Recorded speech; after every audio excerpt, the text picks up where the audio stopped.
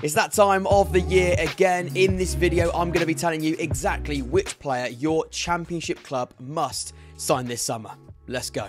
Now, I imagine and I hope there's a few new faces watching the podcast right now. And if that's one of you, please make sure you leave a like and subscribe. This is the home of tactical breakdowns and roundups for the championship after every single match week, plus unique content just like this one. If you don't want to miss out, the easiest way to stay tuned is subscribe and show support in the comments down below too. And it's very interactive. I'll be replying and responding to all of those as per usual. Let's begin in alphabetical order, starting with Blackburn Rovers.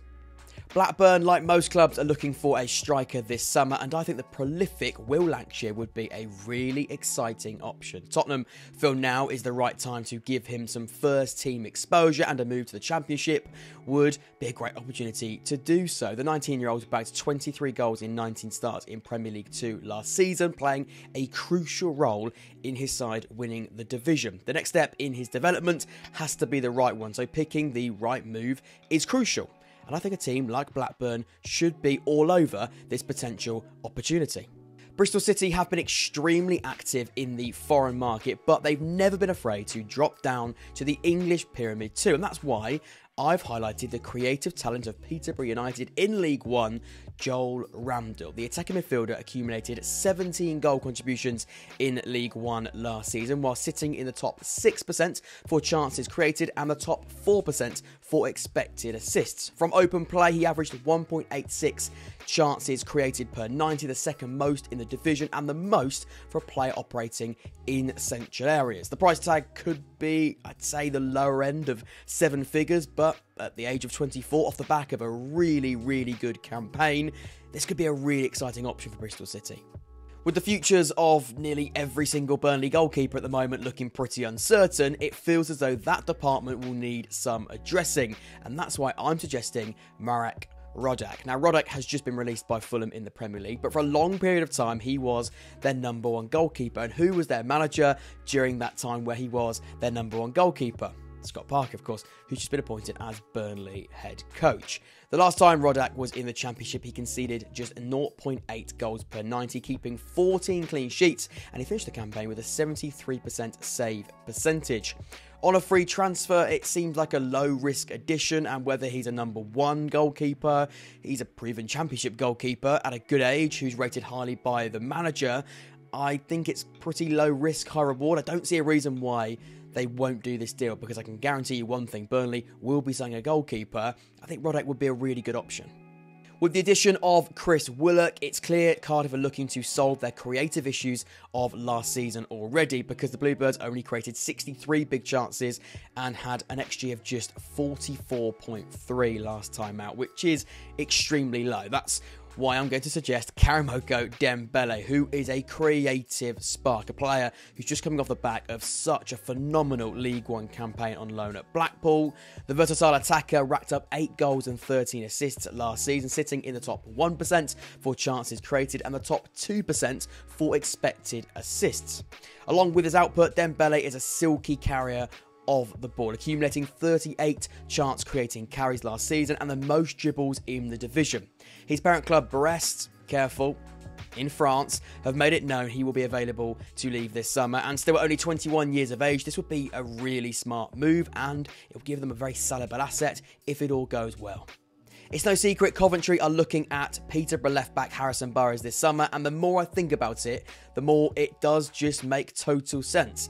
Burrows won the League One Player of the Season last time out, accumulating 16 assists from fullback, creating the most chances from that position with 115. I'll say that again, 115. That is a joke. In a front-footed, possession-orientated system, he has and will continue to thrive. Last season, he completed the most passes, the highest expected assists and touches inside the opposition box, again in comparison to all other League One left-backs. A left-sided reunion of Mason Clark and Harrison Burrows would be really exciting at Championship level, and for everybody up against it, I think absolutely frightening. When looking at Derby County's squad, I still feel as though another centre-back should be on the list this summer, and so I'm going to suggest George Edmondson. The left-sided defender impressed when called upon in the Championship last season, but now Ipswich have been promoted to the Premier League. I think he may feel as though minutes are going to be hard to come by. I think a move could be on the cards. He's a physical presence, which is something that Paul Warne will absolutely adore. He's fantastic in battle and really comfortable on the ball too. It's a low-risk, high-reward kind of signing, another strong defensive option, and probably a loan deal that suits everybody involved. Regular minutes, Ipswich loan out a good centre-back, and Derby get a very good centre-back at Championship level as well. It's looking pretty clear Hull City will have to be replacing some of their most important players this summer, and one of which will be Jayden Philogene. The dynamic goal-contributing dribbler will leave a big hole on that left-hand side, but I think the in-demand Rak-Saki could be the perfect answer. I've seen Hull City fans suggest him, and I really like it. Last time Rak-Saki was in the Football League, he racked up 15 goals and 8 assists in what was a pretty poor Charlton side. As well as his output, the left-sided attacker completed the most dribbles and touches inside the opposition box compared to every winger in the division during that campaign. With the year surrounding Crystal Palace in the Premier League, where he made 6 appearances, now looks like the right time to unleash him again in the Football League, this time the Championship though. Leeds could lose any of their star men this summer, including Kamara, who played over 2,700 minutes in the Championship. Regardless of his future though, some midfield reinforcements should be on the agenda, and I think Lincoln's Ethan Arahan could be a fantastic pickup. The all-action midfielder is only 23 years of age and has already been linked to some huge moves across England and Europe. So if you're going to get him, Leeds, go and get him now. Last season, his defensive numbers were an absolute joke. He completed the most interceptions and recoveries for a midfielder in League One. He sat in the top 4% for tackles won and the top 7% for duels won.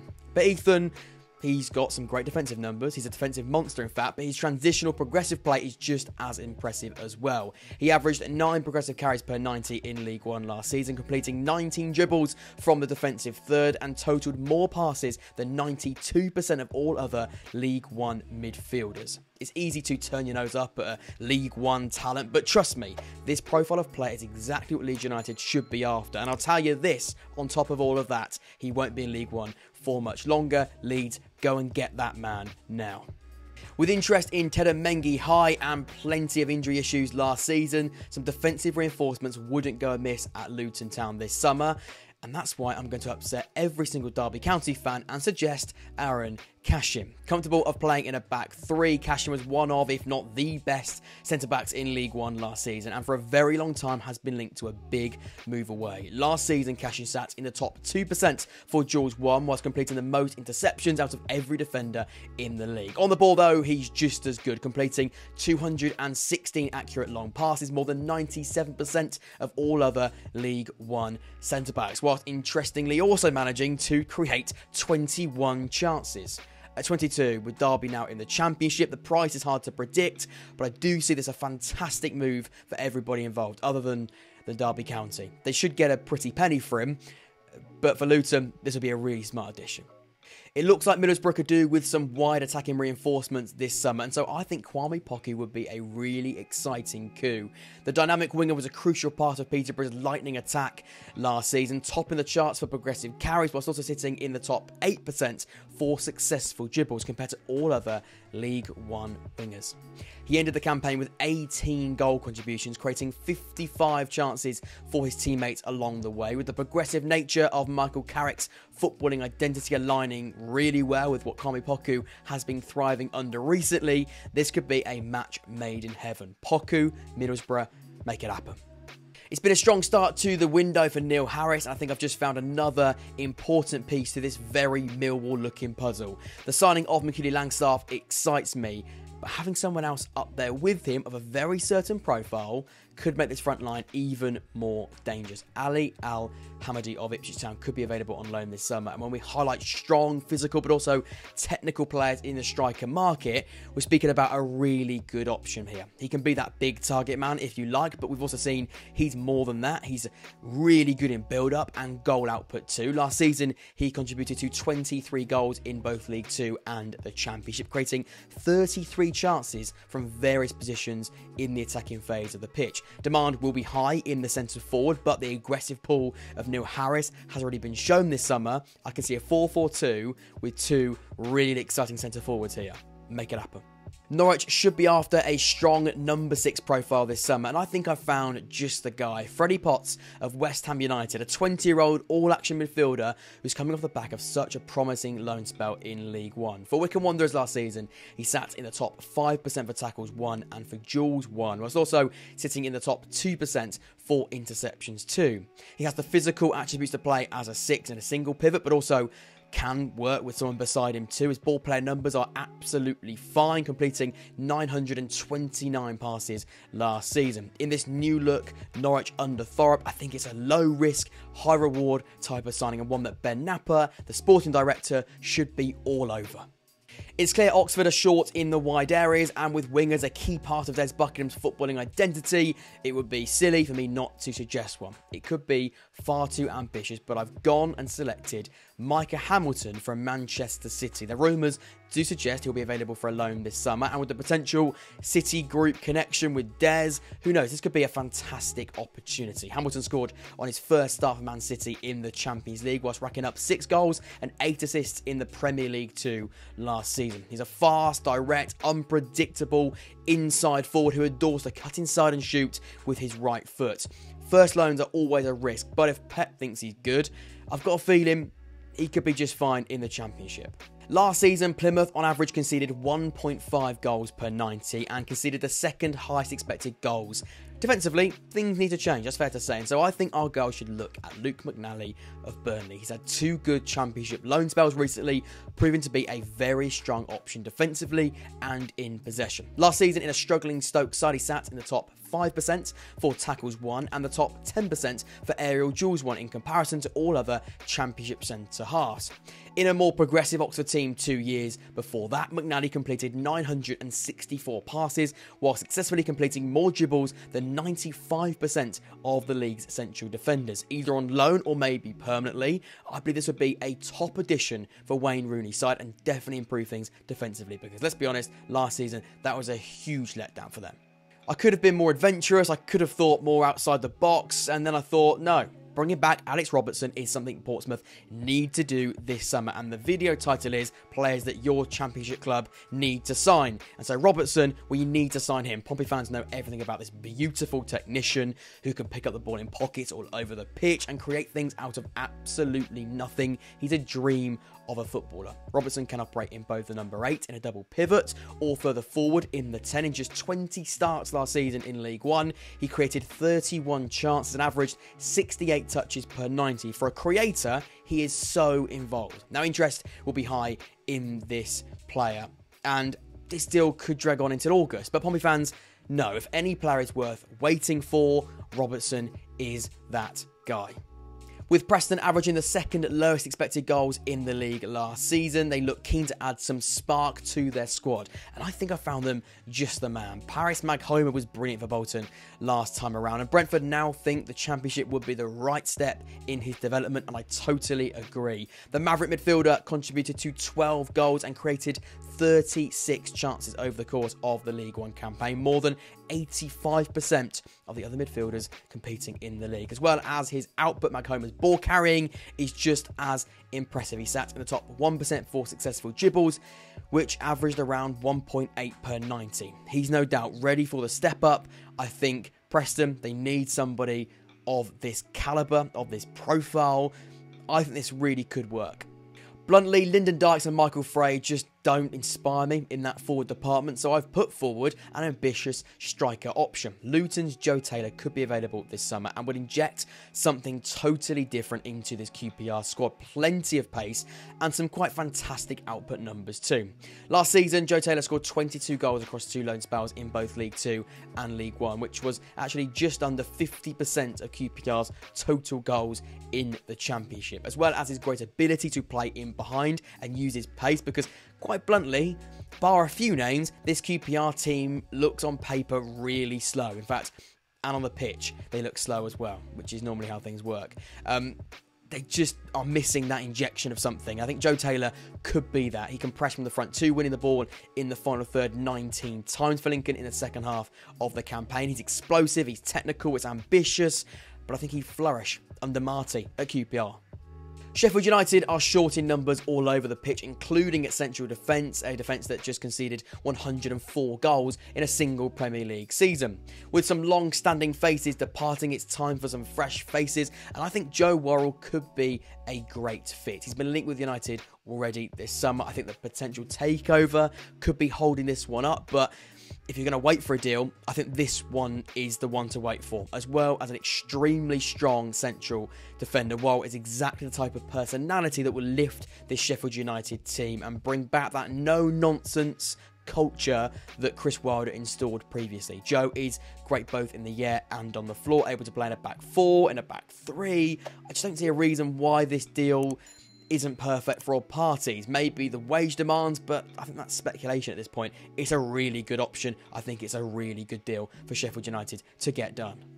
Sheffield Wednesday have been very aggressive in the window so far, but things remain quite light in the midfield still, and so I suggested Jack Taylor on loan from Ipswich Town. Taylor only started 7 times in the Championship last season, and now they've reached the Premier League.